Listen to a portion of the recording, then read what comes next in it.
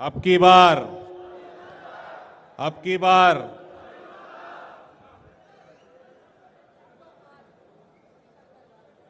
मोदी सरकार अंటురా 400 पार अब की बार వాతావరణం చూస్తూ ఉంటే టీవీ ఛానల్ చూస్తూ ఉంటే 450 దాటేట్టున్నది. ఎక్కడ చూసినా ఎవరిని అడిగినా మోడీకేత్తాం అంటున్నారు.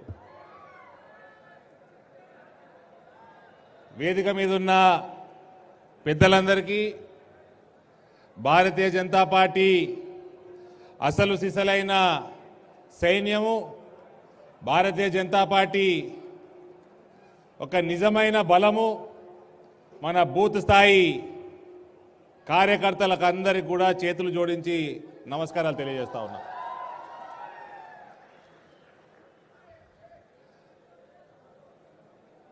ఇవాళ మనకు నెల రోజులల్లా సుమారు ఎన్నికలు రాబోతా ఉన్నాయి. ఈ ఎన్నికలలో ఎట్టి పరిస్థితుల్లో కూడా మనం తెలంగాణ నుంచి అత్యధిక సీట్లు అమిత్ షా గారు మాట్లాడుకుంటూ 10 కంటే ఎక్కువ స్థానాలు కైవసం చేసుకుంటామని తెలంగాణలో చెప్పడం జరిగింది. ఇవాళ వాతావరణం చూస్తుంటే కనీసం డజన్ సీట్లు నరేంద్ర మోడీ గారికి మీరందరూ ఇక్కడి నుంచి గిఫ్ట్గా ఇస్తారన్న నమ్మకం కుదురుతా ఉంది. అటువంటి వాతావరణం కూడా ఉంది. ప్రజలు కశ్మీర్ నుంచి కన్యాకుమారి దాకా, అటక్ నుంచి కటక్ దాకా ఏ రాష్ట్రంలోకి పోయినా ఇవాళ నరేంద్ర మోడీ గారి నాయకం తప్ప భారతదేశానికి ఆల్టర్నేట్ లేదు. మోడీ గారే ఉండాలి. 2024లో మూడోసారి ప్రధానమంత్రి అవుతారు. 2029లో కూడా నరేంద్ర మోడీ గారు 4వసారి ప్రధానమంత్రి అవుతారు.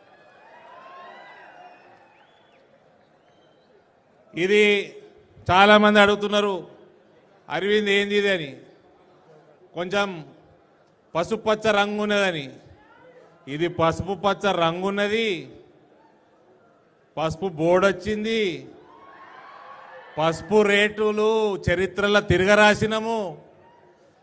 ఎన్నడూ లేని రేట్, ఆల్ టైం రికార్డు పసుపు రేట్లు నడుస్తూ ఉన్నాయి. 19,000 నిజామాబాద్ మార్కెట్లో దాటింది.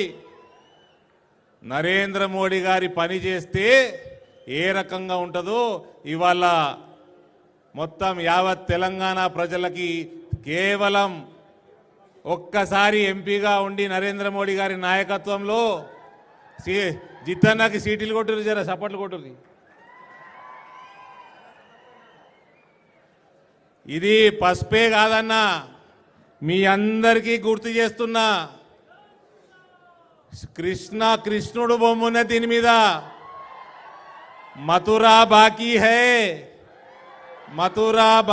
హై, अयोध्या को सजाए, काशी को भी सजा रे, आने वाले समय में मथुरा भी सजाएंगे. మరోసారి అందరికీ చాలా మంది మాట్లాడేది ఉంది. అందరికి కూడా దయచేసి నెల రోజులు మనము పార్టీ కార్యక్రమాలు బలంగా మన బూత్ స్థాయిలో చేసుకుందాము, మన బూత్ని గెలుద్దాము.